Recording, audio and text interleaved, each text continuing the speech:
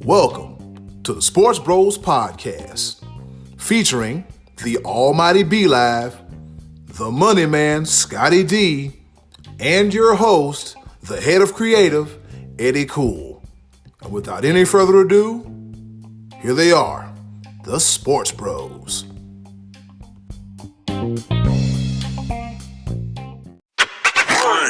Hey, what's going on, world? This be your boy, Eddy Kool, a.k.a. the HOC, the head of creative. And guess what? It is another action-packed episode of the SportsBros Podcast. I lost count, but as I look at my notes, 59 episodes of the SportsBros Podcast, which means we got together 59 times and we talked about sports. But as of late, there's not been a whole lot of sports going on due to Rona Mania 2020, but there's a glimmer of hope. There's Korean baseball, and then there was UFC 249 this past weekend. But we're going to get to that in due time. I want to reintroduce the world to my co-host, in case y'all forgot, because, sometimes people attention span is about as short as a gnat, but I digress. Shout out to Mom for that one. The Almighty B-Live. What's happening? What's going on in the world today? I come to you real quick because we're starting to get back some type of normalcy. We won't be completely normal. This has changed what we do for years to come. But man, oh man, it feels like we're getting just a little bit closer to just something more to talk about when it comes to the world of sports. And then, there's this other guy that's part of this podcast that he doesn't have much to say ever, but we listen to him anyway. But we'll see how it goes this week. Yes, sir. And we're not going to let him other guy you, but we're talking about the one, the only, the Money Man, Scottie D. Well, I'm glad you're feeling a little bit back to normal, because here I am in Western Pennsylvania in May, and I saw snow this past weekend. That didn't feel too normal to me, man. That didn't feel right. It's cold up here. Well, I don't know what to tell you. I understand the circumstances behind your move and everything, and the feeling of love and warmth. I know you brought that up there, and then Mother Nature said, "No, that ain't enough, player." But I send you warm greetings from here in Fayetteville, North Carolina. I'm pretty comfortable. Is that where Max Speed Shop's at? Yes, yeah, that's where. Yes, sir. Yeah. But we're going to get to that towards the end, fellas. While I got you here, we're going to talk about the NFL schedule release. Yes, the schedule for the upcoming 2020 season dropped, as the kids say. Dropped, came out, released. We got over 256 regular season games on the schedule, and it goes a little something like this. All right, the Kansas City Chiefs will kick off the NFL season by hosting the Texans in the Thursday night opener. Then we got the Saints and the Vikings. They'll be playing the first NFL's Friday night game since 2009. Scottie D's Dallas Cowboys will be traveling to Los Angeles in week 1 to face the Rams in what will be the first game ever played at SoFi Stadium. Tom Brady will be making his Buccaneers debut in a week 1 road showdown against Drew Brees and the New Orleans Saints. Breeze Saints, Breeze Brady, here we go. Yes. Good matchups. And speaking of the Saints, they'll also be playing the first game ever in Las Vegas when they play the Raiders on Monday night in week 2. Fellas, we got something to look forward to. Football is almost back. And the reason I say almost back is because the uncertainty of this here coronavirus, and it could change at any time. And Roger Goodell said, you know what? We're flexible with working around everything. Fellas, are you pumped up about this? I know I can't be the only one. Where did you see a Friday night game? That's what it said in the schedule. I didn't know that either. Y'all didn't see it either. I'm reading. I'm getting this from. No, we believe you. I wasn't paying attention. I was too busy trying to figure out how in the world Tampa Bay never has any night games, and now this year they have 5. Well, you know why? You know why? You know why? Just, I ain't got to tell you why. You know why. I ain't got to tell you why. You know why. this is ridiculous. Come on. Dude, you know what? I'm gonna be all right. I'm gonna be all right. So, and also you mentioned something about first week, week one, Tom Brady, Tampa Bay versus New Orleans and Drew Brees. Yep. That game will be sponsored by AARP. All right, because there's old bastards just slinging the rock. Understand? But I'm actually going to hit you with some breaking news that you might not that you might not be aware of, because you mentioned week 2 would be the first game in Las Vegas. That might not necessarily be the case. You mentioned also about this COVID-19, and the governor of California is very adamant about the fact of no gatherings and no sports and da da da da until there's a vaccine. So the NFL and the teams that are in California are already planning an exit strategy where the San Francisco 49ers would play home games in Arizona, and the LA Chargers and the LA Rams would play home games in Las Vegas. So it's a strong possibility that the Raiders don't get to break in their own new stadium. Wow. I read that article today. I was like, ooh, that is... Considering they missed out on the draft, that'd be a real jip for them if that would happen. Right. Rough start for Vegas, but... And so they've already looked at where there's some scheduling conflicts where like both teams that would be in those areas would have a home game, and they're talking about possibly moving the game to Monday night. So be a couple weeks where there might be 2 Monday night games. Like I said, this is all still up in the air. There's a lot of time between now and September, but then again, these things have to be etched in stone well beforehand because of the logistics involved. But yeah, this is going to be very.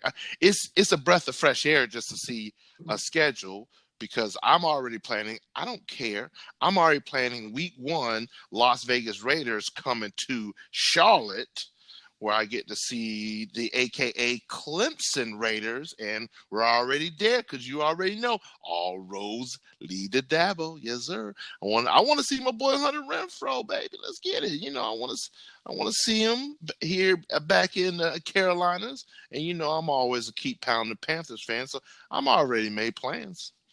Already made plans. Scottie D, have you made plans? Will you be seeing your Dallas Cowboys play live, or what are you going to do? Honestly, there has been talks within my family of taking a trip to Dallas whenever the Steelers play there, and as that unfolds, that's going to be on November the 8th. So it's possible we could do a Donley family road trip down there. Hopefully by November 8th, all this stuff is under control. Everybody's cured. Everybody's healed. There's no Rona around. That's maybe wishful thinking, but that's what I'm hoping for. But as I look through the Dallas Cowboys schedule here, they start off at the Rams, so they're going to be breaking in the new stadium with the Rams. And then I'm just going to, if everything goes according to how we would like it to, and then they would wind up the season at the Giants on January 3rd, and between there, I just don't see any losses on this schedule for the Cowboys. I'm looking at a possible 16-0 season. Now, if Andy Dalton starts, they could slump to like 13-3 or 12-4. But assuming they get Dak in there, this could be a 16-0 kind of season for the Cowboys. What is this? A broken record? Deja vu or something? And that's my prediction for the schedule. That's how I see the schedule at least coming through here.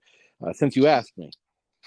I mean, this literally sounds like episode 8, or I can't remember what it was that we talked about this, but the Cowboys will not go 16-0. I'm just having a hard time picking out a spot on the schedule where I see a loss next year. I mean, that's all I'm saying. They're gonna lose week 1. CeeDee Lamb. Oh boy. In case you forgot, B-Live, they got CeeDee Lamb. Yeah. I'm thankful for that reminder. But we've been told 27. Oh, I'm sorry, not 27, 11 times. So yeah, I'm looking forward to this potential perfect season for the Cowboys coming up here. Well, let's see. You play the Browns, then you play the Giants, the Cardinals. You're losing to the Cardinals. Yep. That team looks loaded. Yep. And then let's see, November 22nd, you're gonna be at the Vikings. Thanksgiving with the Redskins. Yep. And then December 3rd, you're gonna be in Baltimore. Couple primetime games. The Cowboys made primetime this year. They got a couple night games scheduled. Not beating Baltimore. And then the 49ers come to Dallas. Yeah. That'll be a nice win there. That's a primetime game. So yeah, I'm looking forward to that. I mean, you're seeing what I'm seeing. Potential 16-0 season for the Cowboys. No, nobody. So there we go. We're all in agreement. No, we're not. I think the Cardinals gonna give you fits, man. Just like B-Live said, man, they are fully loaded. So I mean, we are not in agreement. We might want to make sure that the listeners are. Yeah, we do not agree with that whatsoever. Scottie D is clearly in a whole dimension up there in Western Pennsylvania, because this isn't South Carolina. Scott Donnelly. This is Western Pennsylvania. He didn't got up there, and the air might be a little thinner and it's a little colder, so his brain might not be functioning the way it's supposed to. But I mean, by October 19th, when the Cardinals are on the schedule, by that point, Randy Gregory should already be reinstated. Weed'll be legal. He'll have Kyler Murray sacked about 4 times that night.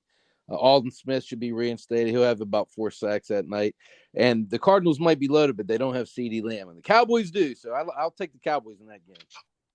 Cardinals have a guy named DeAndre Hopkins. I'm just saying. I'm sorry. I will pick and Larry Fitzgerald. That's what I'm saying.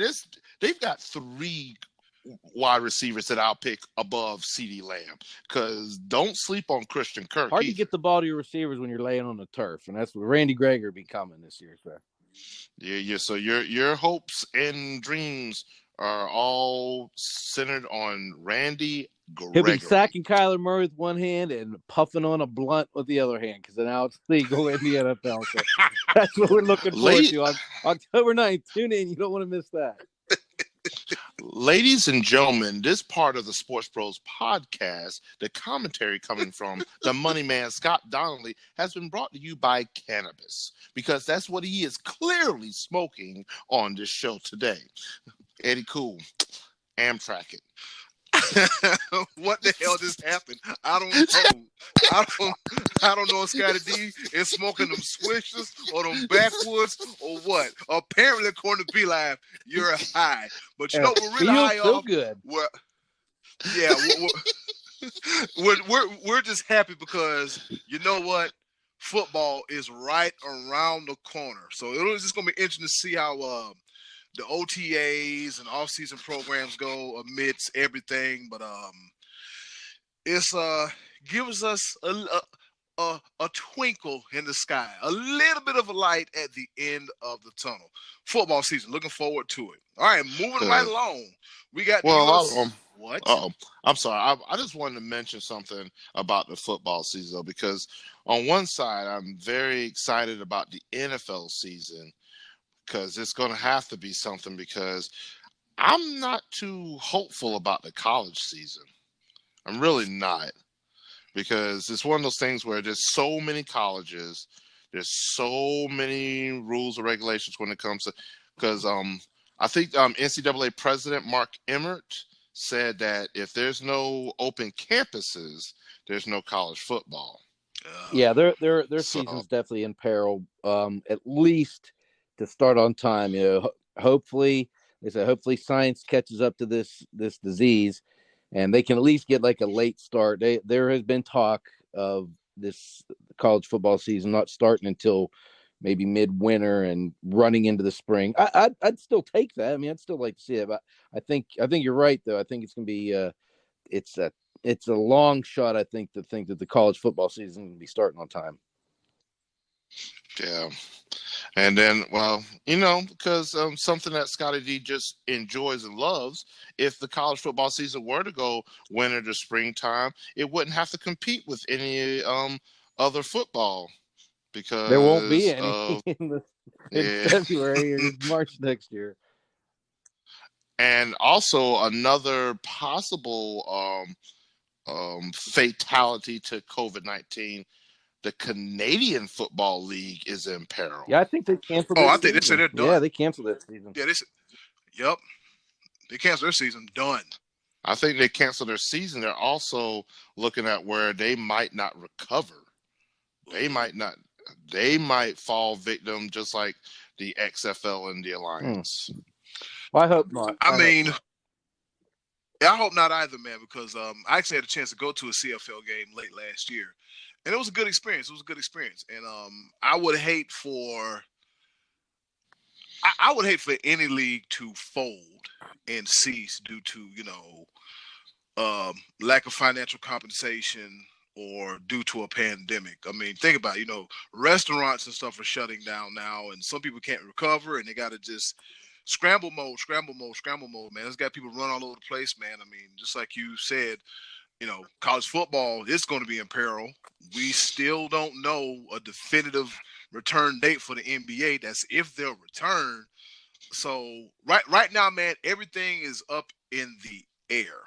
It is truly and definitely up in the air, man, and it makes us wonder. And that would completely, because the CFL has a lot of rich history. I did a deep dive a couple years ago. They have a rich history, and for them to be around for almost damn near 100 years, longer than the NFL as an institution, and then all of a sudden they shut down, man, that would be, hockey is king when it comes to Canada, but definitely a close number two is football. And that would really, what would fans be doing in the middle of the summer? You know what I mean? Because that's when the league runs during the summer. There was one time before I won a Canadian Football League, Fantasy Football League. First time I ever played, and I won it. It was pretty interesting to say the least. So you're able to win Canadian Football League fantasy, but you definitely can't do American. Yeah, I did American. Watch your mouth. Yep, I won it. I won the work league. Okay, so Be Live, I hold the dubious distinction, okay, of winning a CFL fantasy football league and an American NFL football league. In the words of Michael Jackson, who's bad? Okay, all right, I'll give you the work league, but the league you are the commissioner of, you ain't won nothing. But your boy is a three-time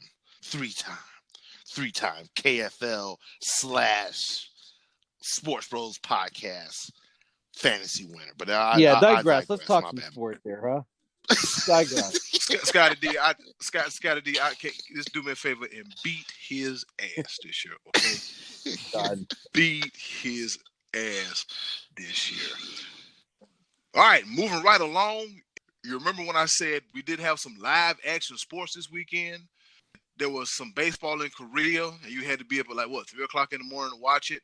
I love sports, but not that bad. But this past weekend, yeah. I tried to, man. I'm with you. I tried to. It didn't work for me either. Somebody told me, hey, man, check it out at 5:45. And I was like, I ain't really got no reason to be up that early. So I guess I have to DVR it. Hell, who knows? Speaking of live action sports, UFC 249, we had an empty arena. Was it in Jacksonville, if I'm not mistaken? Yes. Yep. Okay, it was in Jacksonville, Florida. Yes. The state of Florida, where professional wrestling is considered essential. We had UFC 249, and we had a very, very, very stacked card. I mean, this was a good way to come back after during this whole COVID-19 pandemic. I mean, they gave us some heavy hitters, man. They gave us some great heavy hitters. I see that Greg Hardy got a win. And a few other fighters got wins as well too. But a few of the more notable fights, we got Justin Gaethje. He defeated Tony Ferguson Yeah, Tony Ferguson had lost a fight forever, and Justin Gaethje wins the interim lightweight title. Henry Cejudo, he defeats Dominic Cruz, and after that, Henry Cejudo said, "You know what? I'm done. I'm hanging up. I'm gonna keep my belt, and I'm gonna retire." So, shout out to Henry Cejudo. And that big, mean, nasty African Francis Ngannou, he defeated Rosenstruck. I don't know how to pronounce the guy's first name. Don't get me the line. But all I know is Ngannou did not break a sweat. I didn't see not a drop of perspiration as he made short work out of this guy, 20 seconds in the first round. Scottie D, I know you watched the fight. What are your takeaways from this entire card? Funny. Well, since we're on the topic of that one, I was watching this fight with my dad, and I've seen both of these guys as end guys with power. A few fights ago, Francis Ngannou. Well, he first of all, he had a title shot already, lost to Stipe Miocic, and then he had a fight against Derek Lewis, and Derek Lewis maybe hit him 3 or 4 times that night and won the fight. It was the worst fight I've ever seen.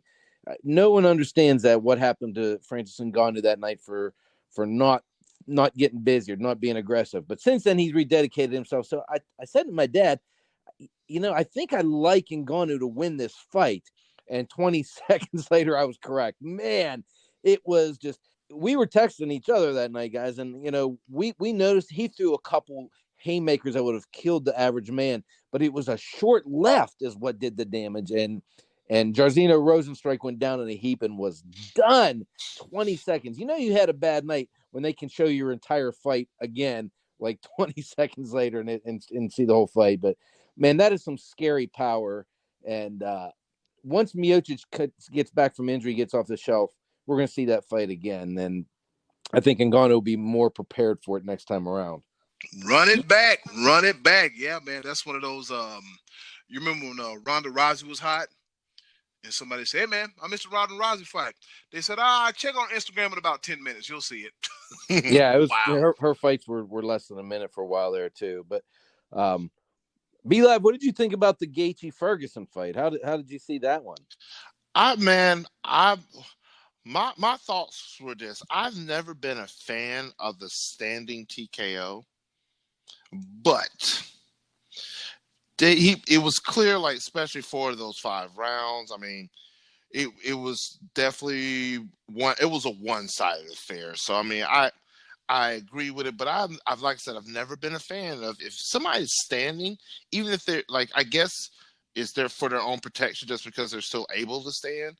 But I mean, part of the nature of mixed martial arts and fighting is you fight until you get knocked out. You just gotta let it go. I kind of agree with you in that manner, but I think that stoppage was definitely warranted. I actually liked that stoppage better than I did in the Henry Cejudo Dominic Cruz fight, because in that one the referee stopped the fight. Cruz was on his hands and knees and was moving around. He took a lot of punches, but I didn't think the Cejudo's punches were ending the fight. You know what I mean? Right. He wasn't in peril to be knocked out. He actually, just as the referee was stopping the fight, Cruz was coming up. He was getting up off his knee and trying to stand. Ferguson never went down in this fight. Matter of fact, he dropped Gaethje at the end of round 2 with a vicious uppercut, but Ferguson would not go down. I've never seen anybody take punches like that. Yeah. I mean, he even had they reported he had a fractured orbital. That was a case, though. I think at that point, with a minute and a half left in the fight, and this is the 5th round. This isn't just a 3-round. This is a 5-round fight.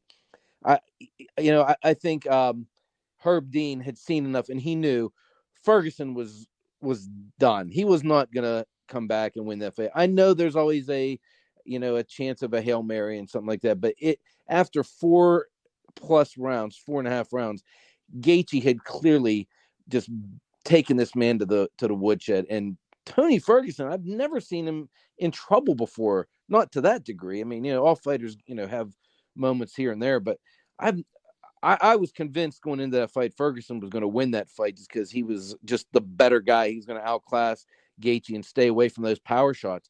But all Gaethje has are power shots. Everything he was throwing was just He was hitting. He was hitting him and hitting him hard. I mean, Ferguson was even bleeding from his shins. I mean, this guy was just a bloody mess. I didn't have any problem with that stoppage. I thought that was just, he saved them a minute and a half of taking maybe another dozen shots, and sometimes you have to save a fighter from himself.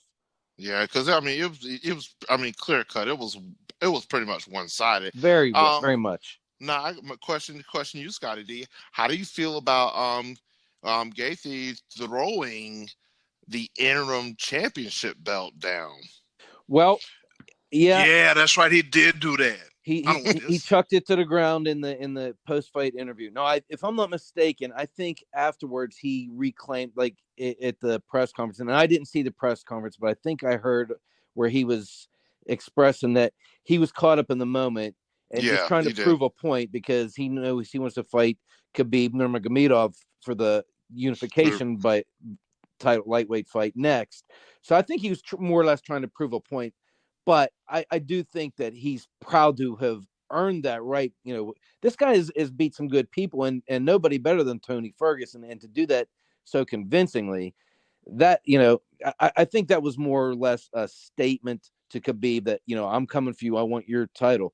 Now, I don't know if you heard this or not, but in the meantime, Conor McGregor is now calling out Justin Gaethje, which is very interesting because Gaethje tried to get McGregor to fight him last year when he was coming back. McGregor had that little layoff, and he didn't want any part of Gaethje. He chose to fight Cowboy Cerrone, who also lost on this card. He chose an easier fight, and now that Gaethje's in a position to leapfrog past Ferguson into the big title fight with Khabib, it's like Conor's trying to step in and steal the thunder, and he's using some past comments that Gaethje made to motivate him. Gaethje went on Twitter last year, said, Conor, you're a terrible man, husband, father, that kind of thing. So now Conor's, I think, trying to get himself vaulted back into the big picture by calling out Gaethje. But I think Gaethje's going to pass on that and go for the Khabib fight.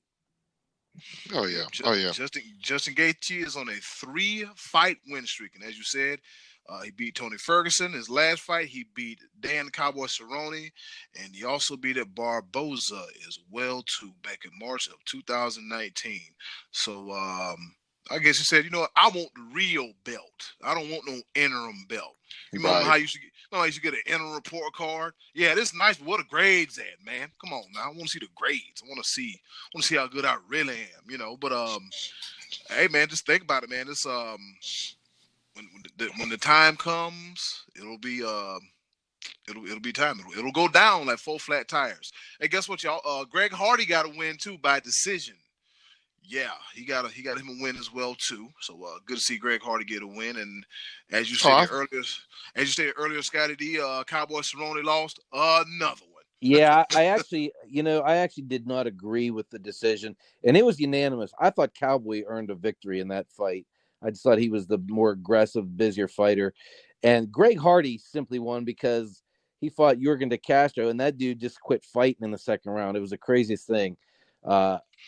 Evidently, De Castro threw a kick at Hardy and broke one of his own toes. And for some reason, that made him stop punching, too, because he didn't do anything. Hardy won this fight simply by being the aggressor, but it was not a good fight.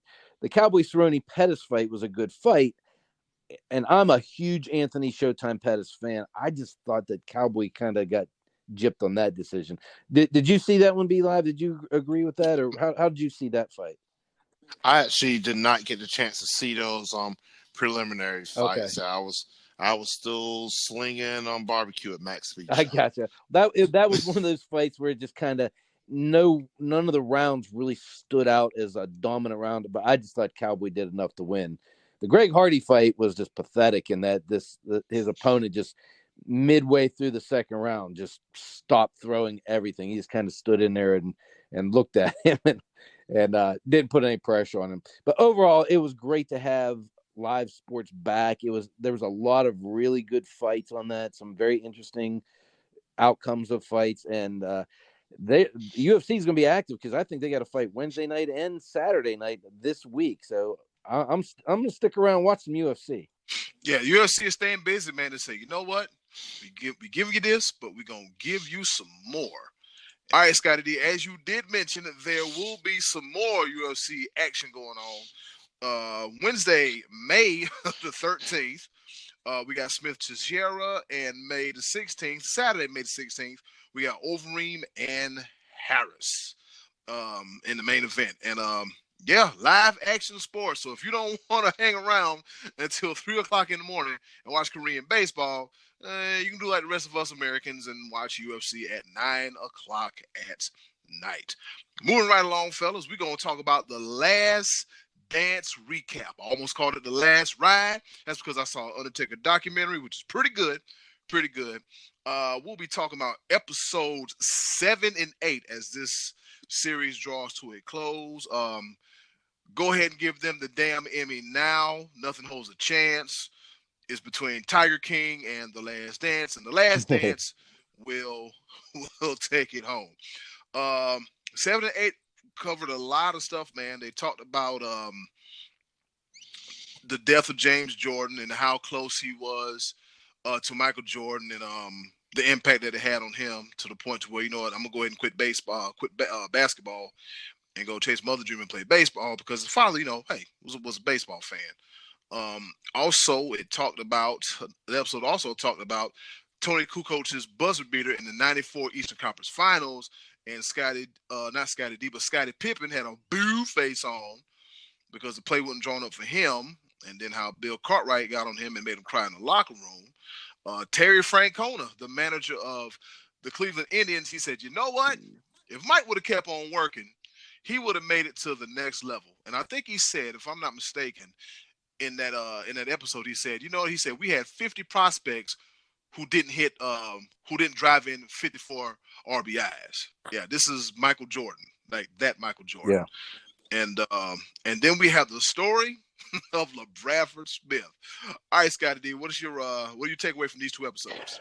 Well, first, to address the baseball thing, I think that was such a cool thing for Michael Jordan to do.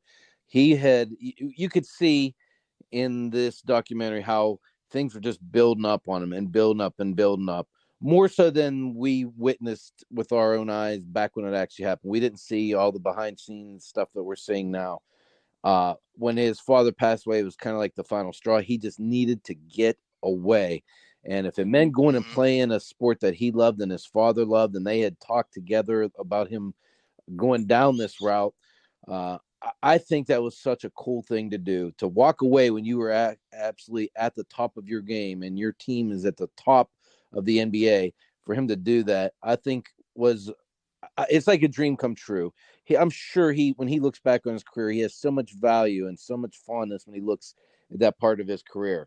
Now, I also heard Jerry Reinsdorf as well as Francona mention that they thought had Jordan played another year or two, he may have had a chance to get to the major league level. And I say, no way. There's no way Jordan was he was not going to make the major leagues. I'm sorry. I mean, he was batting 203 at the AA level. Let's say he improved the following season, raised his average by 40 points. He's still batting 240 at the AA level at age 31, 32. He wasn't going to make the majors. I'm sorry. He what he did in minor league ball was pretty impressive, considering that, like they mentioned, he hadn't played since he was 17 years old. But to say he was going to have to be able to get to the major league level, no, I don't think so. He couldn't hit the breaking ball. He was fast, but he wasn't like a base stealer. He wasn't hitting for power. He drove in 50 runs. Good for him. I just don't think he was going to make the major leagues. What did you think? Do you guys agree with me on that, or do you think it was just some? I think these guys were throwing around some nice phrases complimenting him, but I think it's a long shot. You have to be really, really good to play Major League Baseball. Well, I kept thinking, the one thing that still rings in my head is what Terry Francona said. This man won a World Series, and he said, and I quote, with 1,500 at bats, he would have found a way. He would have found a way to get into the major leagues. Like, Michael Jordan, from what we've known, has always been a hard worker. But since this series debuted, we really see how much of a hard worker he was. As in, like, in the case of Scott Burrell, he rode Scott Burrell so hard and he made Scott Burrell better. And the thing about it is, and like Michael Jordan said, look, if you think I'm being mean, then you obviously haven't wanted anything in life. And I was like, that's that work ethic. Okay, I get that, and you're right. But he had an incredible natural skill for basketball. If he would have gotten those extra bats, like I said, let's assume the following year, and he didn't go back to baseball the following year because he didn't want to cross a picket line, and then the rest is history. He went back to the Bulls. But if he would have gotten another 1,000 at bats over the next 2 or 3 years, he still is fighting from the AA level up to the AAA level. And then by the time he would have gotten to the major league level, if he was able, you'd have been looking at him being 35, 36 years old. And that's when the best hitters in the world see their averages start to deteriorate. That's when they drop off.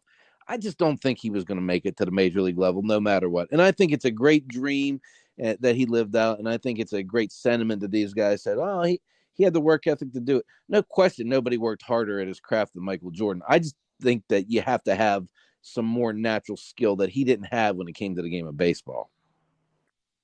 B-Live, what you think? Yes or no as a baseball player? It's gonna be a definite no for me, dog. The reason why I say that, I'm going to agree with Scottie D on that sentiment, because it's one of those things where your professional baseball players, they've been playing the game pretty much nonstop since Little League. And I'm talking about, like, they played from Little League to junior varsity, and high school, go to college, or they get drafted and go single A, double A, triple A, pros, all these steps and everything like this.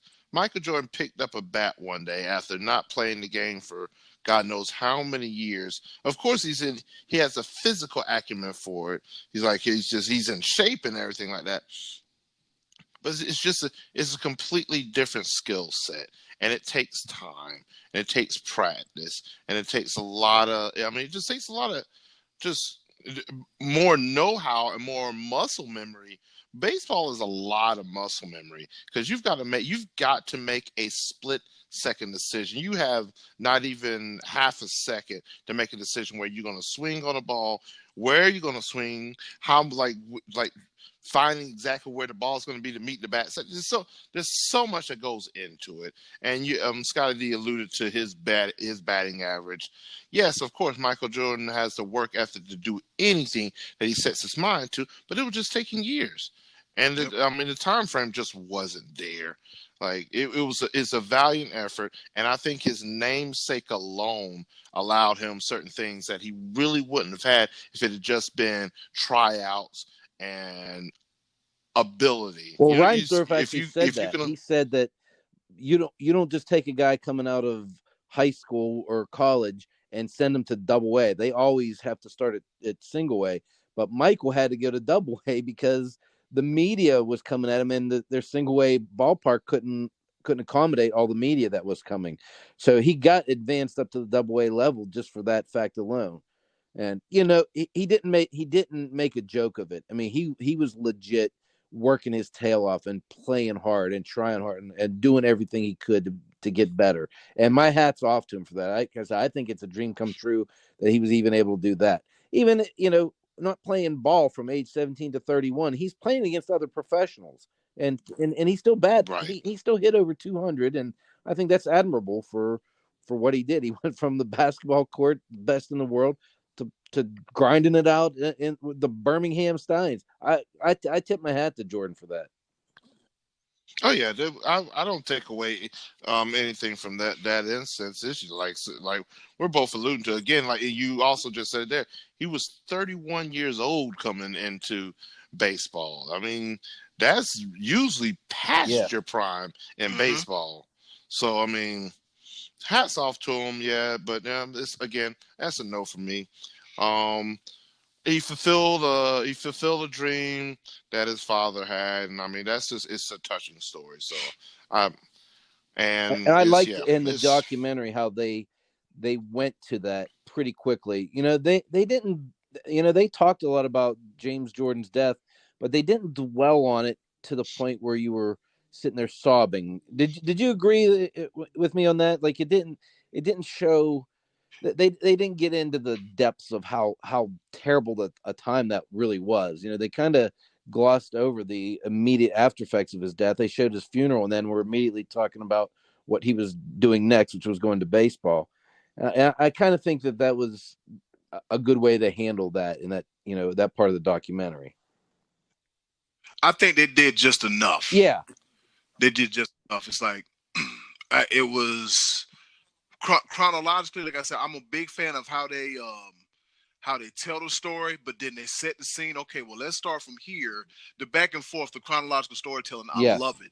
And apparently, I was okay. Well, from the looks of it, they're going to talk about the death of his father. These last handful of episodes. That's what they've done. Okay, they told a quick story. Hey, he was in Hilton Head and went and played golf and got on the way back and he fell asleep and then somebody shot him and dumped him in the river. Found the car empty. Had the funeral. Mike was devastated.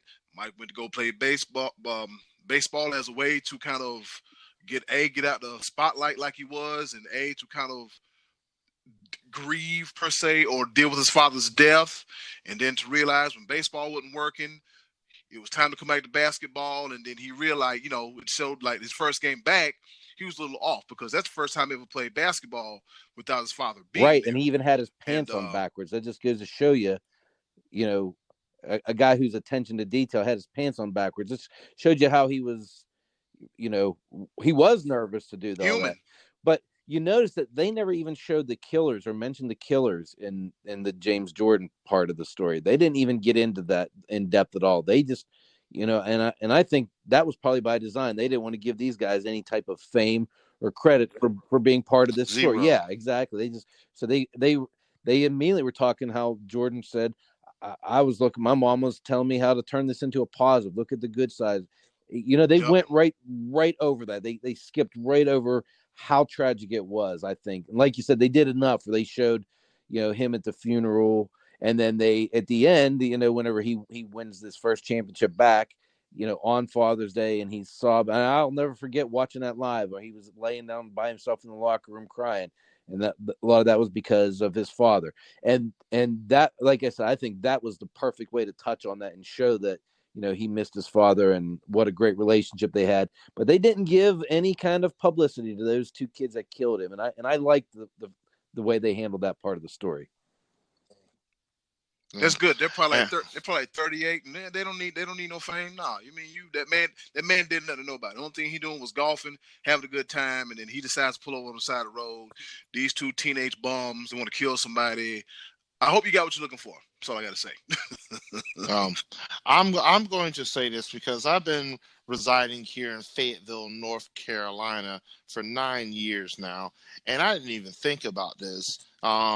Here in Cumberland County, that where James Jordan passed away, where he was killed, is the neighboring county just south of here. It's just an hour away in Lumberton and Robertson County. It's literally it's our southern neighbor by county. And yeah, Robco is dirty. It's just wrong. There's nothing good there at all. No offense to all my people that I know that are Lumbies, but it's a tragedy. It's just you just got to keep rolling. You stop and get gas and you keep going on 995. Just there's nothing there. There's nothing there. Yeah, nothing there. Keep going. And speaking of keep going, the episodes always also touches on the Gary Payton versus Michael Jordan.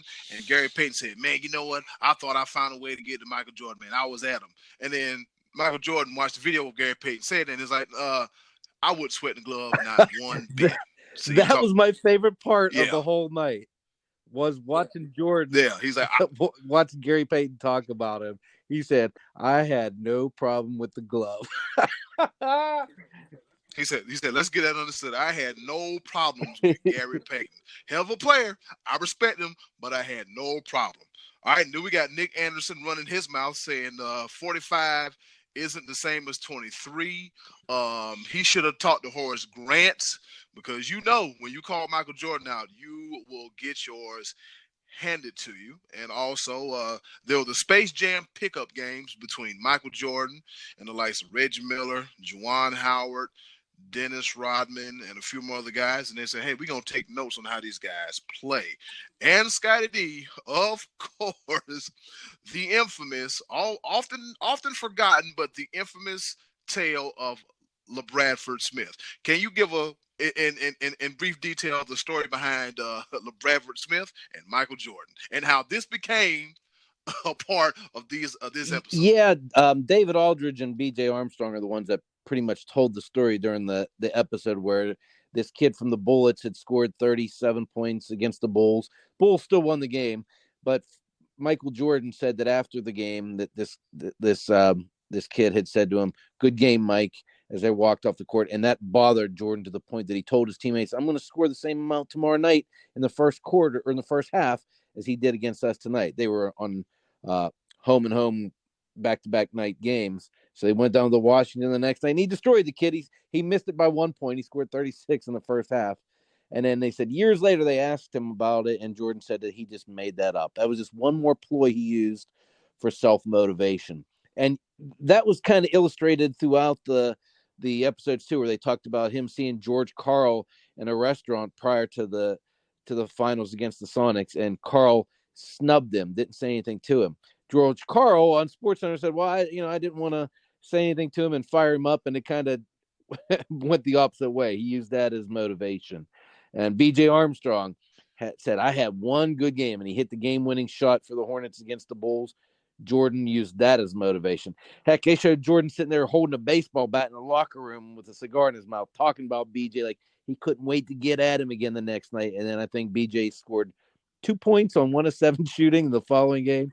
So yeah, destroyed. Yeah, I just showed that anytime Jordan had something to rev him up, he looked for those things to give him that self-motivation. And, years later, you heard similar stories about Kobe Bryant. They always say he was cutting the mold of Jordan. And that's probably where he got that from, is Jordan was just looking for anything just to make him mad and motivate himself to up his game to the next level, no matter what situation is. Regular season night against the Bullets or in the finals against the Sonics, Jordan was always looking for that extra edge, and the results didn't lie. And one of my favorite parts was as Jordan was talking with a cigar in his mouth like somebody daddy, he said, it's real easy to talk trash when you're Right. up by 10 or you're up by 5. Let's see you talk that same trash when you're down by 10 or you're down by 5. That's what you really see what you're made of then. I said, he got a bat. He got a cigar. I'm like, he honed in. The thing about Michael Jordan, man, Michael Jordan is a great player, the greatest of all time. His will to win and his hunger for success, that's what drove him. That's what motivated him. And that's what he said, I did my best to bring out the best amongst everybody around me. But like Scott Burrell said, I don't know if Michael Jordan recognizes there's his version of being great and then there's the regular version of being great. And those two tend to parallel with each other. All right, fellas. Then we have episode 9 and 10 coming up this Sunday. Yeah, right? I'm going to hate to see this thing end. Yep. Oh, me too. This has been well put together, and just again, I mentioned the last episode that we had, the fact that it just brings back childhood. Like, yeah, we looked at with glowing eyes, watching as Michael Jordan has a tongue out and dunking, and he's just, I believe I can fly. Space Jam, Bugs Bunny, and all. We were kids. Mm-hmm. Now we're looking back and like, this is still a grown man doing grown man things, and all the behind the scenes stuff and the trash talk and all the F-bombs, and it sounds like, hey, okay, you as peoples like we are. Yeah. Normal. He said, that's what I want to be, man. I just want to be treated just like everybody else. But when you're great like Michael Jordan, man, it's hard to be treated just like everybody else. All right, fellas. So we got 9 and 10 of The Last Dance coming up. And speaking of coming up, hey, yo, Button, hit it. And now, our favorite part of the show, the choices of the voices. All right, and thank you once again to the wonderful and lovely Miss Button for delivering us the intro, if you will, to the choices of the voices segment. Now, you know what I'm going to say. The woman ain't lying. She telling the truth. This is one of the reasons why we do this here sports podcast, because we want to hear what you say. And then we talk about what you say. Might crack a joke, might pick at you, but understand it's all love. And towards the end, we'll give you our answer to the question, to this week's Choices of the Voices. And speaking of the question, Scottie D, what is it? Oh, we were asking y'all to tell us what the best way is that you enjoy watching sports, or how are you missing it the most right now? Do you love it when you get to go out to the sports bar or a party and watch it with a bunch of friends and everyone's riled up drinking and carrying on? Or do you love it better just sitting home on the couch watching your flat screen with a bowl of potato chips? Or do you just like to just say, hey, I'm going, just attend it? Go to the stadium, go to the golf course, whatever it is live. And as I was expecting, I guess it depends on kind of which sporting event is that you prefer. And Eddy Kool, tell us what they said. All right, we got the GOAT, the greatest of all time, Uncle Max. He said, at home with friends and cooking lots of treats and goodies. The last time I was able to do that, we had ribeyes and chicken. Uncle Max, holler at your boy. Most times I'm working, but it's fortunate that I work at a sports bar. Unfortunately, on NFL Sundays, just about every TV is turned on to the Steelers game. Uncle Max is a noted Green Bay Packers fan, so that's why he feels the way he feels about working on Sundays. That's right.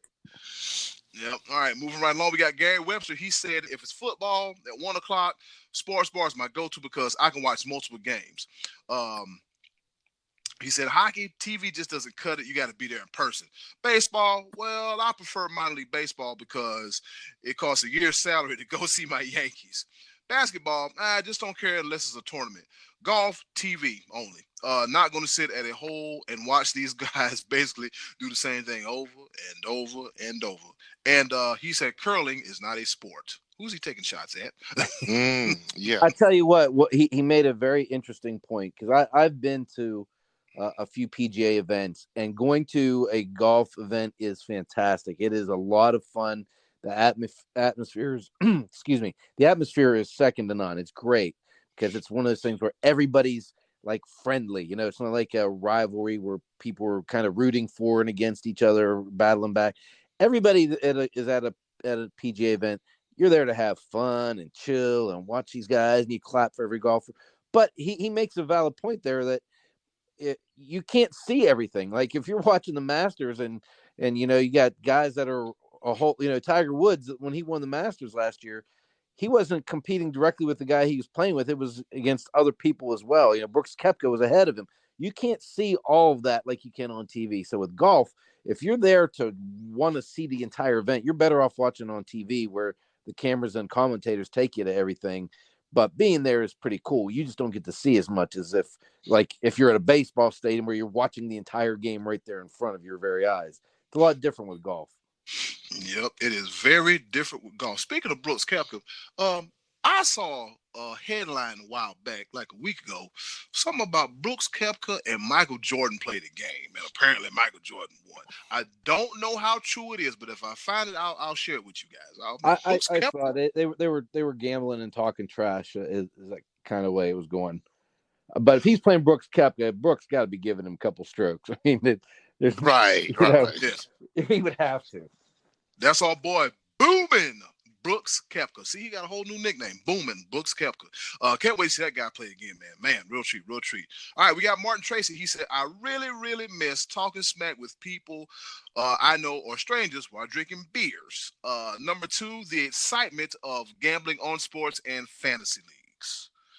So, from what Martin Tracy tells us, he likes being around people talking trash while the game is going on. He likes the atmosphere, being around people. Yeah. Drinking beers and talking trash, and then taking people's money. So he might have a competitive problem, not a gambling problem. You know? So, Nice. I'm just saying Nice. he may have a competitive problem. There's a difference. One's with money, one's without money. So it is what it is. Trey Dizzle, he said, ain't nothing better than Happy Football Sunday at Overtime Sports Cafe. And I put a period on that. It's so hard. You knew it was coming. To overtime. Well, that's how I met old Trey Duke there. So I appreciate that sentiment for sure. Yep. Dizzle. Yep. Scottie D, does anybody own the name of Overtime Sports Cafe? I don't know. I'm not. That's a great question. That's a great question. I'm about to say somebody should get that and like, hey, pay the rights on it. By me, you know, it's a defunct restaurant, but for the memories, you know, memory purposes. All hell Overtime. Still got my big old trophy. All right, we got Alexandra Rose Hanscom. She said, I like all three. Just depends on the game. When we go to see them in person, what time the game and who it is and who they're playing, the best in person. Nothing better than being so close to the game. She likes it live, L-I-V-E. She want to hear the football pads cracking and the people grunting and cussing and everything. Atmospheric purposes. I like that. And she's a Cowboy fan. Shout out to you, Alex. Say it, Lord Jesus. I mean, now Trey gonna feel some type of way because you didn't say that behind his. And then he gonna come back next week with some ridiculousness again, just because you didn't acknowledge that he was a Cowboys fan too. I actually have even though something that goes to say without to Trey saying. A little bit later in the show, so I got my bad. My bad. Yeah. Oops. Spoiler alert. All right, Scottie D, don't you Michael Jordan Trey Duke. Don't you do that to him. Because he might turn around and bite you in the backside. We got a short edition of the Choices of the Voices. Shout out to Uncle Max, Greg, Martin Tracy, Trey Duke, and Alexandra for their participation in this week's Choices of the Voices. Scottie D, you alluded to going to a golf event being your favorite, right? Well, no, I definitely have enjoyed my experiences with that. I don't know that I'm going to say that. You know, it's hard for me to answer my own question here. When it comes to the Dallas Cowboys, who's my favorite team, as you guys know, I prefer to sit on my couch and watch it at home.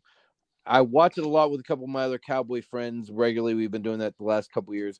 And when I was working at Overtime, it was awesome to have be in the crowd and for not just the Cowboys, but for all those NFL games. One of the biggest pops I ever heard at Overtime was back in the 2010 Olympics when the United States played Canada for the gold medal game. And half the people there, because of the time of the year, were Canadian, half were Americans, and it was a back and forth. It was a great game. The United States scored the goal to tie the game with like 10 seconds left, and you just swear the roof was going to come off of overtime. And then in overtime, Sidney Crosby, who is my favorite hockey player, scores the winning goal for Canada. It was in Vancouver, and I think it was probably bigger for Canada to win that game than it was for the U. It was more, I think it was more important to them, but that was like to be in the atmosphere of the sports bar that day was absolutely incredible. It was such a cool atmosphere, and I'll never forget how awesome that was. So being with other people has its perks, but and going to a game, I especially love being at a baseball game. I love the atmosphere of a baseball park and all that, but I think when I'm really wanting to watch the game, I watched the last two Super Bowls at home, and I enjoyed being at home watching the Super Bowl in the comfort of my own home. And so I think my overall preference really is to watch it on TV, especially now that we're in the flat screen, high definition era. Okay, I hear you. That's cool. I like the way he put. Like he prefers watching the Super Bowl on the TV on the flat screen with a bunch of people. I'm glad he has that option. I don't have the option of going to the Super Bowl or watching it.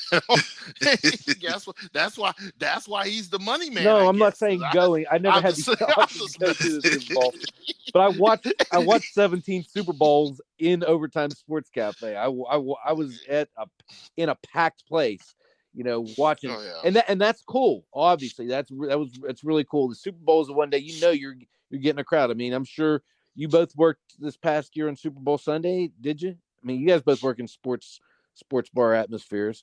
You know what? I don't never work on those Super Bowl Sundays. Oh, okay. my bad. Nope. Cool. And I'll tell you why. The last time I worked the Super Bowl Sunday, I was working at the old Bilo right here on Main Street, North Myrtle Beach, and I was like, "There's no one in here. I'm eating up all these prime cuts." I'm looking at my manager. I'm like, I'm like, dude, I got a gang of people at Buffalo Wild Wings. What the hell am I doing here? There's no money being made. You probably hadn't sold $45 in Virginia ham in 2 hours. I got to get up out of here. So I was already cleaning the place up, and I got the hell up out of there. I ran from Bilo to Buffalo Wild Wings, and I said to myself, if I can help it, I will not ever. They say don't never say never, but I will never work a Super Bowl Sunday. Actually, I did. I worked the morning, and that's it. I said, look, if you want me to come in here at night, you forget about it. No call, no show. Yeah. I'm telling you in advance. I can work the morning. I'm gonna tell you right now. I do not remember the last time I worked Super Bowl Sunday. That's not a thing. Okay. That's it gets even better now where I work at now. Everybody knows how ridiculously passionate I am about football. So there's no Super Bowl. There's no the college football national championship. You might get me on some playoff games, but I could guarantee you if Clemson's playing, sometimes you gotta let it go. But so when Clemson plays, let's say like it's the playoffs or championship game, do you prefer to watch that out where you can talk a little trash and get wound up with a crowd, or do you like it better just to sit home and be kind of on your own? Not there is not a single sport that I will sit at home and watch. Okay. You know what? Maybe I'll take that back. I will sit at home. I'll watch golf. I'll watch NASCAR. I'll watch regular season basketball, and I'll watch a little bit of hockey and baseball, regular season, beginning of season. But if it comes to something that I'm actually watching the game and I'm actually like my team's playing or whatever like that, I can't watch that. Yeah, you like to be with the crowd, get wound up. Not only do I prefer to be with the crowd, I know my neighbors right here would call the law because they're gonna call the law because I am the loudest person. Yeah, y'all been with me before. I ain't got no good sense. I saw you at a Clemson, South Carolina game at overtime years ago. So yes, I do realize. Oh man. But it's one of those things where my emotions get a bit but I just really get into it. So overall, me personally, I'd much rather be at the game. I can't afford that, but that's where I would much rather be. Yeah. I'd rather be just encapsulated. Like I want to be part of adding to that decibel level when they make some noise on this. When it says make some noise up there, and you can see the decibel levels going up. I want to be a part of that. Because even when I'm at the bars and people are yelling and screaming, I've gotten numerous warnings from management. You better shut up. Multiple locations. Be live. You got to bring it down. So yeah, so I'm just saying, you right. Shoot, when Clemson won the national championship back in 2016, I know for a fact that restaurants half a mile away heard me because I was on the patio. I know for a fact. They were like, what is going on? Yep, that was me. So, I mean, I much rather prefer, like, the Super Bowl 2015, where the Panthers went against the Broncos. If I could afford it, I'd have been there because I was just at the NFC net. I was at the NFC Championship game, And man, that is something I can take to my grave. If I might never make it to a Super Bowl, I'm going to try my best, but I know at least I've been to an NFC Championship game, and that is by far my favorite sports moment was the NFC Championship game that year. By far. Yep. See, me, I like when it comes to football and with B Live, like I like being there. Matter of fact, B Live can vouch for this one. When he came up to Cleveland, we took a trip to the Motor City, Detroit, Michigan, and we went to Ford Field and watched the Lions and the Panthers play. It was the atmosphere was great, and we even got some Motor City hospitality. They played. We went to the tailgate party. We ate good. Everything was good. Everything was flowing. I was like, man, this is great. And I'm like it's just the atmosphere of being there. That we met some other Panthers fans from the state of Ohio, and it was just a great gathering of people. And Detroit was trying to talk trash. We're like, look, y'all ain't been good since Barry left, so tranquilo, calm down. and as soon as we left out the stadium, we went looking for these people. They looked at us and went the other way. Because we was in Detroit acting a complete fool. But the thing about it is, at the end of the day, we're not being combative, but it's just genuine sports banter, and it's just it's one of those things where you get that.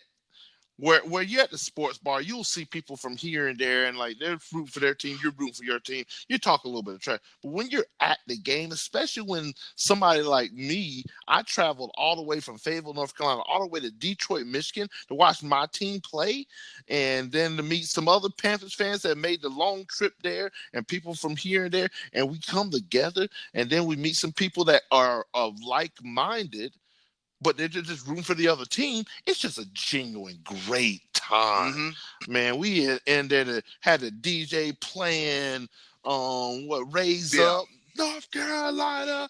We in there getting it, tailgating, man. It was just it's stuff like that it just elevates the game to a whole nother level. That sounds just terrible. That sounds terrible. Why does that sound terrible, sir? Hearing that North Carolina annoying song, that sounds terrible. I'd rather be home on my couch watching the Cowboys. While you all having fun and drinking and having a party, I'd rather be laid up in my comfy clothes watching the Cowboys. Well, that means we got to hear, hold up, we them boys, man, we got to. Oh, you're right. That's annoying too. That's right. Annoying too. Hold on, we them boys. I was like, wait a minute, and then God forbid these Pittsburgh fans, black and yellow. Oh God! Hey, before it's all said and done, I really want to attend a Steelers and Browns game. And I want to sit in the dog pound, like where it goes down in the dog pound. Like, I really want to be a part of that. Like, hey man, just to say, hey man, yeah, I did that, and it's a pretty good experience, man. It's one of the things you look forward to. All right, so I said when it comes to football, I like watching it live. The basketball games are pretty good too. They're pretty good live too. But it's something about seeing it on TV gives it a different look. But seeing it live is great as well too. Going to wrestling events, WWE wrestling events, there is different because you're seeing it from home and hearing somebody talking over the action, but it's just seeing the interactions in the crowd and hearing the interactions in the crowd and seeing little nuances and everything. And that's one of the things where it's really cool to be there. But for football, I like being there live. B-Live said for football, he liked being there live. And Scottie D said he likes watching the Cowboys on his couch with that same chicken wing that he threw at the St. Louis Battlehawks all those many months ago. Yeah. R.I.P. to the XFL. All right, Scottie D, what's the question for next week's Choices of the Voices segment? All right, next week we're going to ask you to do this is going to be a multiple choice question. This is a little bit more specific. I want to ask, because we're kind of starting to slowly reacclimate ourselves to sports, which of these four athletes do you find the most interesting right now in 2020? The four athletes I'm going to ask you about are Tom Brady, Boo. Conor McGregor. Oh, my bad. Conor McGregor, LeBron James. Go ahead. Jesus or Tiger Lord. Woods? Of those four, who is the most interesting? Not who had the most interesting career or who do you like the most, but right now, which of those four athletes interests you the most? You have the most intrigue and interest in. Again, Conor McGregor, Tom Brady, LeBron, or Tiger? And that is who we're talking about next week. Stay tuned. What you say, B-Live? Go ahead. I said that is quite the interesting lineup. Like you just you got all these antagonists. you just want to pour in all the hate because Tiger Woods, he's about the only one that might be halfway decent. He's getting ready to team up with Peyton Manning. Aren't they teaming up in that golf tournament against Phil and Tom Brady? Yeah. So you got Tiger and his potential in that one in the comeback. Brady switched teams. Conor already with a comeback fight under his belt, and we mentioned the possibility with Gaethje or somebody else. And LeBron, he's on hold, but this was his best chance to win a title in a few years with this Laker team. So we got a couple different things to look at there. Yep, got a whole lot going on next week's edition of the Choices of the Voices. And guess what? We're coming around second, rounding that corner on third base. They're giving me the go home cue, which means it's time for another edition of Pepper. Pepper, pepper, pepper. No sneezing, please. Now more than ever. 3 topics, rapid fire style, kind of, sort of, not really. Some pretty interesting and intriguing stories. In typical Eddy Kool fashion, as I've been doing for the past episodes, I'll be doing this day in history in the world of sports. And with that being said, I'll go first. On this day in history in 1970, Ernie Banks hits his 500th home run. Ernie Banks, 500 of them things. One time for Mr. Cubby. Mr. Cub. Over to you, Scott. That's right. Over to you, Scottie D. All right. My man, Trey Duke, Dallas Cowboy diehard like myself. He gets fixated on these players once in a while, and a little over a year ago, he was absolutely fixated on Earl Thomas. The Cowboys had to get Earl Thomas. Well, Earl Thomas is very interesting these days. I'm kind of glad that circus did not come into town there, Trey Duke. He turned 31 this past Thursday, and his wife got him this diamond pendant with a picture of him and his grandfather, Pastor Earl Thomas. Maybe they're making up because, boy, did a good story come out from TMZ last week involving Earl Thomas. Him and his girl had a fight. His brother came and picked him up. And this genius goes on social media and shows himself hanging out with other women. Man, a little bit later on, his wife tracks him down. Him and his brother are in bed with a couple other chicks. And so she puts a gun to his head. And she gets arrested and blah, blah, blah. Man, what are you thinking, Earl Thomas? You're putting your affair on Instagram where she can track you down? Not very smart. And that's the kind of thing, as a Cowboy fan, I'd prefer to avoid. So that one, I think we might have dodged a bullet there. No pun intended. Over to you, B-Live.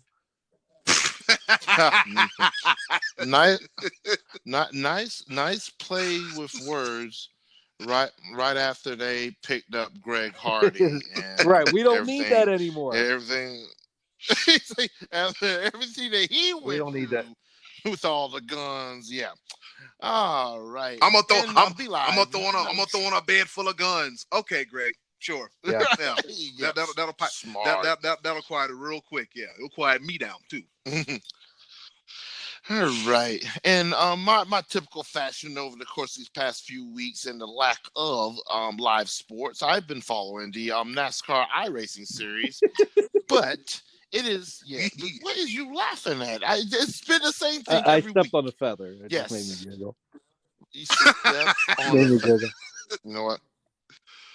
All right, cool. That threw me completely off. I was not ready for him. You're to talking step about on car the racing. Good. All right, let me. Right, cool. So the NASCAR's iRacing series. Denny Hamlin closes the series with the win at the virtual North Wilkesboro Speedway. And I mentioned the fact that I say he closes the series with another victory because this is the conclusion of the NASCAR iRacing series, because guess what? This coming Sunday at Darlington International Speedway, it's a live racing event. Man, oh man, I cannot wait for them to make another left turn. Eddy Kool. Ooh, The ball. The last time I was in Darlington, South Carolina, I was playing football for my alma mater, the North Myrtle Beach High School. And we went over there to Darlington and handled them on homecoming night. 42-7. You beat them on their homecoming night? Yes, since we got ours spoiled, we said, you know what? Let's go ahead and make everybody else's life a living hell too. Let's go ahead and do that too. I think we beat that year. We beat Darlington, and then we turned right around and beat Lake City. And your boy had the first 6 tackles of the game. But I digress. All right, I'm sorry. I'm sorry, guys. I kind of got carried away in high school football memories. But this time we're gonna put the train back on the track. All right. This day in history, back in 1875, the first ever recorded shutout in pro baseball happened as Chicago beat St. Louis 1-0. Get it? Shutout. Exactly. Who gets his ball next? I'm a little fun. Who gets his ball next? I'll put the track back on the train here. Speaking of baseball, Major League Baseball owners approved a proposal that Commissioner Rob Manfred, who's got plans to present to players on Tuesday to get baseball back in July. The plan is going to include a 50-50 revenue split with the players, an 82-game season. They're going to try to expand the playoff teams from 10 to 14 to increase revenue for this season. A universal DH for this season. There's a few other things, but there's no way that 50-50 revenue is going to be approved. So, guys, this July thing, much as I like to see it, before we get there, prepare to see millionaires fighting millionaires over money once again. And hopefully they can work it out because, man, I could go for some baseball right about now. B-Live, over to you. Hell, if push comes to shove, just call Vince McMahon and put him in the ring in Florida. Ain't got nothing else better to do. Might as well. Remember, pro wrestling is essential in the state of Florida. Right. Cut the check, Florida. Go ahead, B-Live. All right. So we mentioned earlier about the NFL schedules coming out. And, there's going to be some pros and some cons. There's going to be some teams that are happy, some teams not so much.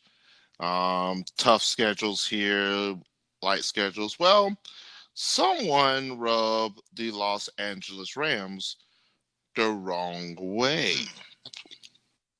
because they're upset about the fact that the New England Patriots have 2 away games back-to-back weeks in Los Angeles, which allows them much less travel time because they can essentially just stay in Los Angeles for a week, as opposed to what other teams have to do. They travel to a game and then they travel all the way back to their facility, and so on and so forth. But yeah, the Rams have expressed the fact that it's not fair to them because I guess they have an away game in Arizona. Wow, that's really far. And then they come home to where the Patriots are resting from playing the Chargers the week prior. Yeah, so we find a way to complain. Anyway, get over yourselves. You're not that good. Anyway, that's an interesting schedule quirk there. I hadn't heard that. I also know that that's petty as hell by the damn Rams. Going to play each other twice in a row too this season. Did you see that? The Jets and Dolphins are going to play each other twice in a row this year too. They're scheduled to play each other, have a bye week, and then play again. So there's some weird scheduling things going on this year.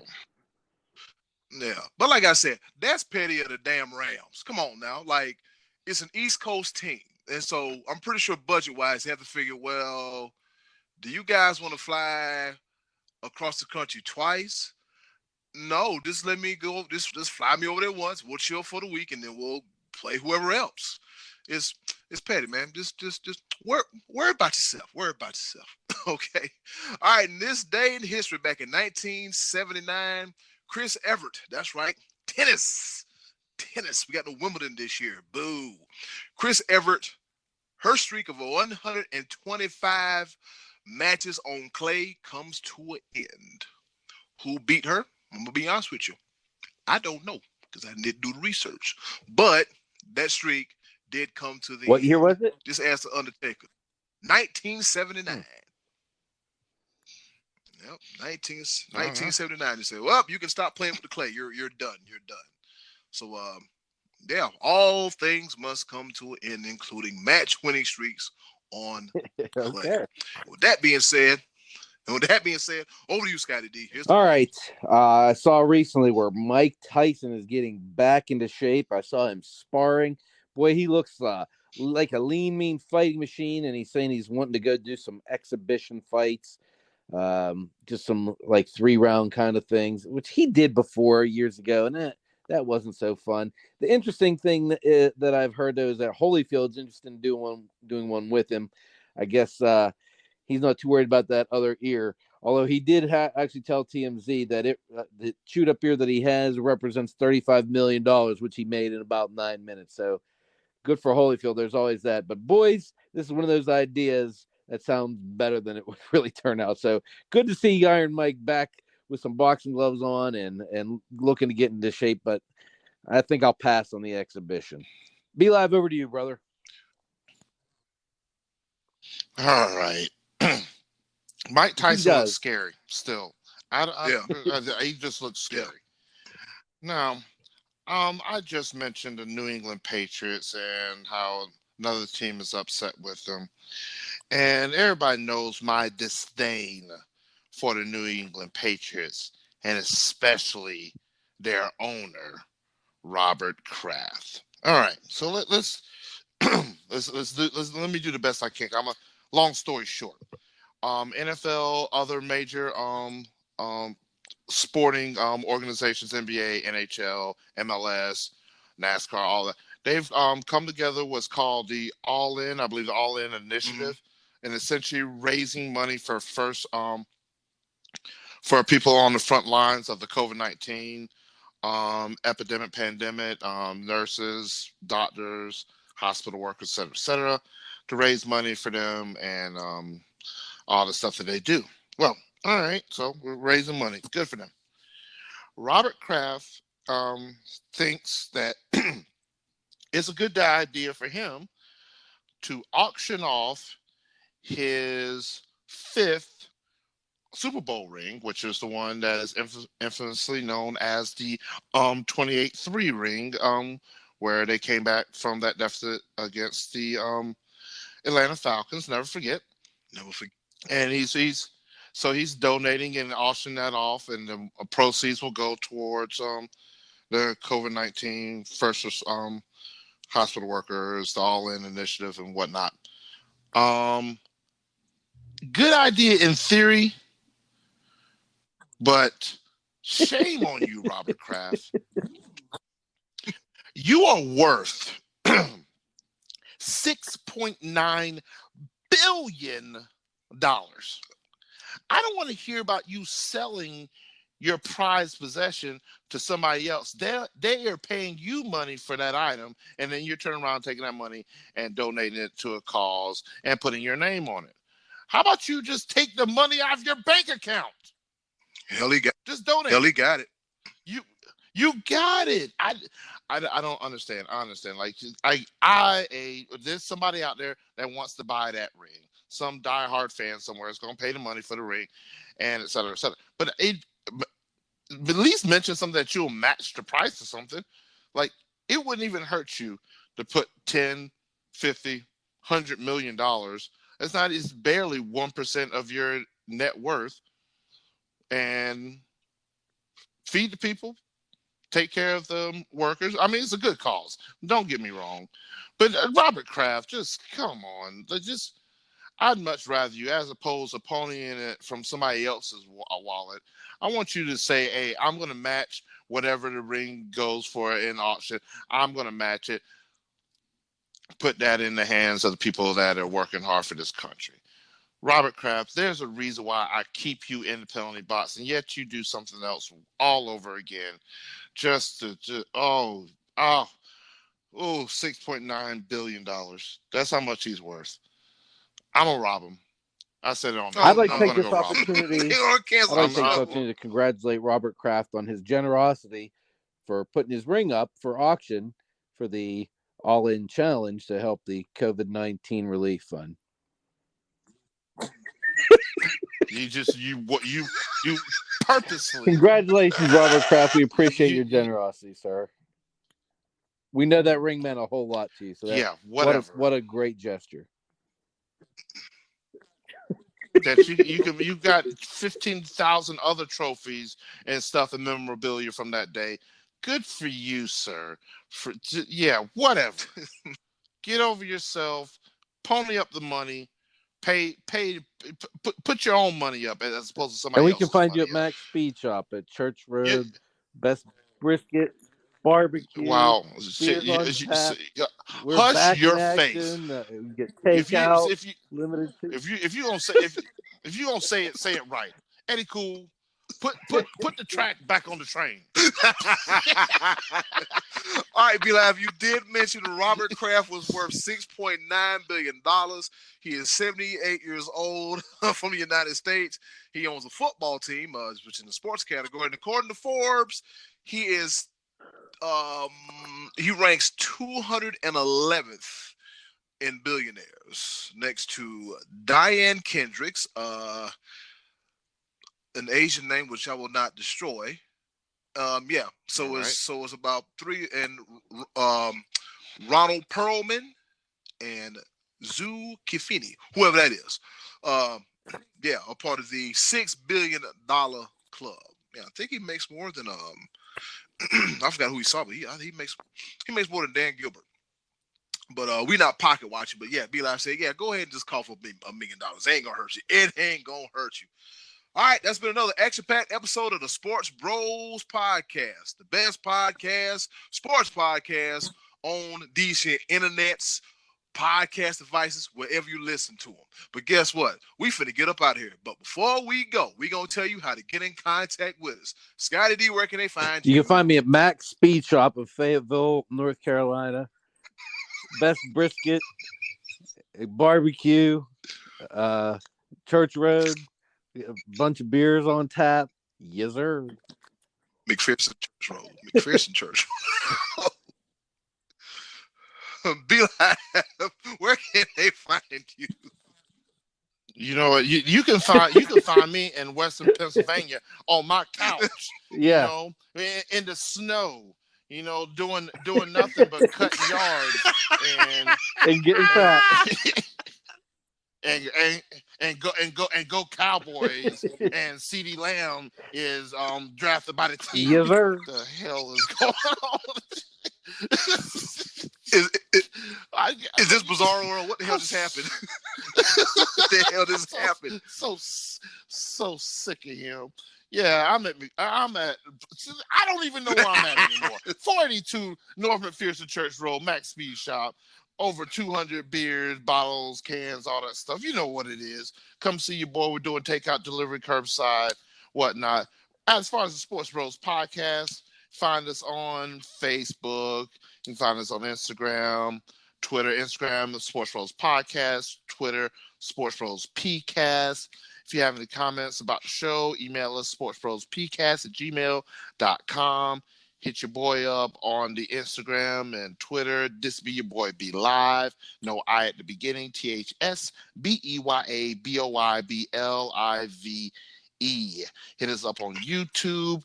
We're updating, throwing on some of our latest episodes. You can find them on YouTube. And some other things on WordPress. Yep, WordPress. Mm-hmm. Sports Bros Podcast.wordpress.com. And I think that threw some things out there for you. Check us out. We got a lot of things going on. trying to do our best to provide multiple lanes of access to what we do best, and that's the three of us talking trash about sports by the fan, for the fan. Yes, that's what we do, baby. And this be your boy Eddy Kool, aka the HOC, the head of Creative here at the SportsBros Podcast. You can catch me on Instagram, Cool Season, all one word. If you're on Snapchat, Super Cool 5000. Ask me some questions. I'll probably give you some answers. Shout out to Reese for giving us a very interesting topic that we will bring up in the near future, and it involves the sweet science of boxing. Somebody getting knocked out. Also, you can catch me on all Sports Bros platforms. Everything the Sports Bros, I will be there too. Be Live just uploaded episodes 52 through 58, if I'm not mistaken, the Sports Bros Podcast. So for those of you who are asking, are you guys on YouTube? Yes, we are on YouTube. So check us out. Show us some love. Be safe. I know it's getting that towards that time of the year. The weather's getting warm. Some states are slowly starting to open back up, but please, please, please, please be careful. Just be careful and love each other. Do something nice, man. Take care of each other. Anybody got anything else to say before we get Other out of here? than God bless Robert Kraft. No, that's it. Let's roll on out of here. Oh boy. wow. Be Live, you.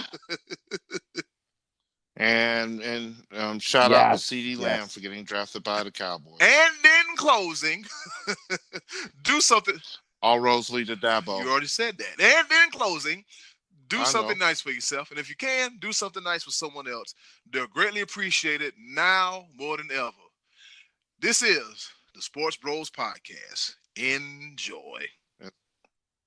And Scottie D's never nice to me, Yes, so sir. screw it. Yes, sir. Oh, Bastard. God.